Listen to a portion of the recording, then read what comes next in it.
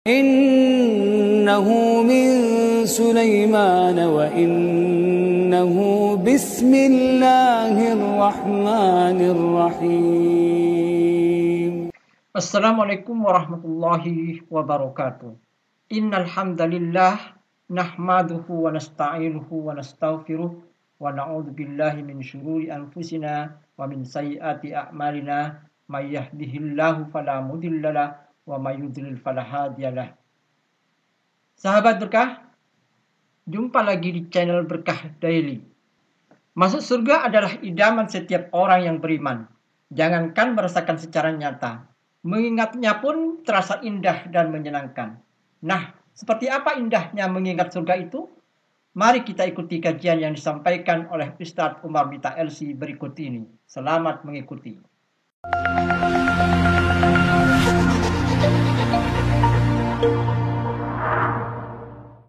Yang ingin saya sampaikan adalah omongan manusia itu relatif. Antara satu manusia dengan manusia lain ketika mengkategorikan dan mendefinisikan indah itu beda-beda satu dengan yang lainnya. Itu apabila manusia yang mengatakan dan mendefinisikan indah. Tapi sekarang Bapak dan Ibu saya ajak untuk merenung sebentar saja. Kalau yang mengatakan indah itu adalah Allah, zat yang maha sempurna dan maha indah, sampai mengatakan bahwasanya surga itu indah. Sekarang kita bayangkan seindah apa surga itu sampai zat yang maha indah saja mengatakan surga itu. Makanya kemudian ketika kita mendapati Allah, tidak ada kata yang paling banyak disebutkan oleh Allah di dalam Al-Quran kecuali adalah kata surga. Disitulah kita paham. Berarti Allah itu zat yang tidak pernah bermain-main dengan surga yang Allah ciptakan dan Allah sediakan bagi orang yang bertakwa. Makanya mengingat surga itu kekuatan, Pak. Kalau mengingat dunia itu kelelahan dan keletihan. Orang ketika kemudian dia bangun-bangun yang diingat itu dunia, pasti letih dan lelah. Berapa banyak Pak orang yang berangkat dari rumahnya ketika dia gesekan dikit di jalan, marah dan bisa bacok-bacokan, ya karena ketika dia bangun sudah lelah ketika memikirkan dunia yang akan dia hadapi hari itu.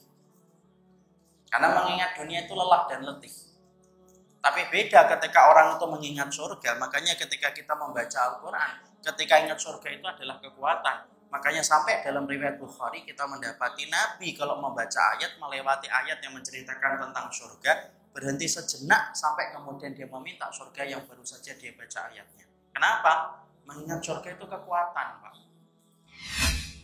Makanya kunci orang yang beriman itu sebenarnya bukan terletak pada kekuatan fisik mereka yang mentekol, badan mereka yang gede, enggak. Kalau Bapak dan saya ingin tahu dan menelisik apa kunci rahasianya orang-orang yang solih ketika ujian mereka itu bertubi-tubi, kenapa mereka kuat dalam setiap ujian yang mereka dapatkan? Ya salah satu kuncinya adalah karena mereka itu hatinya sudah penuh dengan surga. Makanya setiap ujian yang mereka peroleh dan mereka dapatkan itu kecil dibandingkan dengan kenikmatan yang dia bayangkan akan mendapatkan surga kalau dia itu bertakwa. Makanya kita lihat, makanya orang-orang yang beriman dalam setiap ujian yang mereka rasakan itu rata-rata yang menjadikan mereka kuat itu apa? Yang mengingat surga. Makanya kita mendapati Allah mengabadikan doanya istrinya Fir'aun, Asia. Asia itu mendapati suaminya, Masya Allah. Suaminya tidak main-main itu. Suaminya yang mengatakan, sayalah Rob, sayalah Tuhan bagi kalian. Suaminya itu laki-laki yang kejam, Pak. Karena setiap laki-laki dan bayi laki-laki dari Bani Israel yang lahir dipenggal kepalanya. Dibunuh, dipenggal kepalanya. Saya lagi mencari riwayat ini, belum ketemu. Berapa sih bayi yang dipenggal oleh tentaranya Fir'aun itu?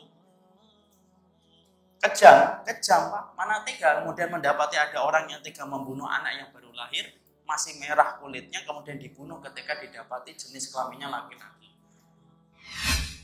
Tapi ternyata apa yang menjadikan Asia itu kuat menghadapi laki-laki yang semacam ini, bahkan Asia itu kemudian mendapatkan surga, karena salah satu wanita penduduk surga, salah satunya adalah Asia binti Muzahim, yaitu adalah istrinya Fir'aun. Allah mengabadikan kunci rahasia kekuatan imannya Asia itu terletak pada doa ketika dia berkata, Rabbi bili indaka baitan fil jannah. Ya Rabb, bangunkanlah sebuah rumah untukku di surga. Kata surga itu yang menguatkan Asia menghadapi setiap ujian yang dia dapatkan. Makanya orang yang beriman itu sebenarnya perbedaannya dengan kita itu apa? Orang beriman itu hidup bayang-bayang surga itu di dalam hati dan jiwa mereka.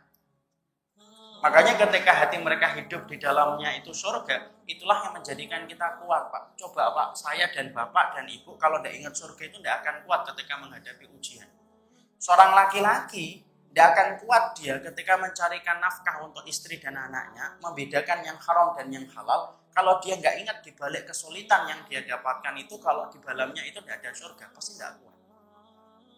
Seorang wanita ketika dia berkhidmah kepada suaminya, dan suaminya hanyalah laki-laki di akhir zaman yang penuh dengan kekurangan dan kesalahan. Kalau dia tidak ingat di balik punggung suaminya itu ada surga, mungkin tidak akan kuat. Seorang ibu ketika mendapati anaknya Down syndrome dan autis, padahal dia mengharapkan anaknya itu normal sebagaimana anak-anak teman dan sahabatnya, kalau tidak ingat bahwasanya di balik titipan yang Allah berikan kepadanya dengan anak Down syndrome dan autis, kalau tidak ingat surga, tidak akan kuat Pak merawat anak itu seumur hidup sampai dia mandikan, dia kemudian MCK, kemudian diatur makannya sampai mereka dewasa tanpa mereka bisa mandiri. Seorang kayak itu kalau ingat surga berat Pak. Kadang-kadang kita dihujat sama orang padahal orang itu tidak pernah ketemu dengan kita. Makanya mengingat surga itu kekuatan, berbeda dengan mengingat dunia. Mengingat dunia itu kelelahan dan keletihan. Betul. Semakin mengingat dunia semakin letih dan lelah. Makanya kemudian kita mendapati bukan hanya Asia, sampai orang-orang yang beriman yang melewati korong-korong sejarah, lorong-lorong sejarah, yang menjadikan mereka kuat itu ya ketika mereka ingat surga. Contoh kita ambilkan Imam Ibnu Taimiyah, di penjara berkali-kali sampai 7 kali di penjara. Matinya pun di penjara. Tapi yang mengagumkan dari seorang kisahnya Imam Ibnu Taimiyah itu apa? Senyuman itu tidak pernah lengser dari wajahnya. Kemudian tidak pernah, kemudian kecuali wajahnya itu teduh dan tenang ketika menghadapi ujian. Bahkan ketika dia di penjara, kemudian dia mengatakan kunci rahasia dia tenang dalam hidupnya itu apa? Dia berkata, "Mada yasnau adai." Itu yang bisa dilakukan musuh sama aku tuh ya apa? Fa inna qatli syahadah, kematianku syahid. Fa inna habsi khulwah, kalau mereka memenjarakan aku, berarti itu waktu berdoa dengan Allah. Fa inna tirati, kalau mereka mengusirku, maka siaha, itu perjalanan ibadah. Fa innal jannata la tufariquni, sesungguhnya surga itu tidak pernah pisah dari hatiku dan dadaku, kemanapun aku pergi, yang aku pikirkan itu adalah surga. Makanya akhirnya apa? Allah. Sahabat berkah, demikianlah kajian oleh Ustadz Umar Mita LC tentang indahnya mengingat surga. Semoga dengan kajian tadi akan menambah keimanan kita kepada Allah Subhanahu wa taala. Amin ya rabbal alamin.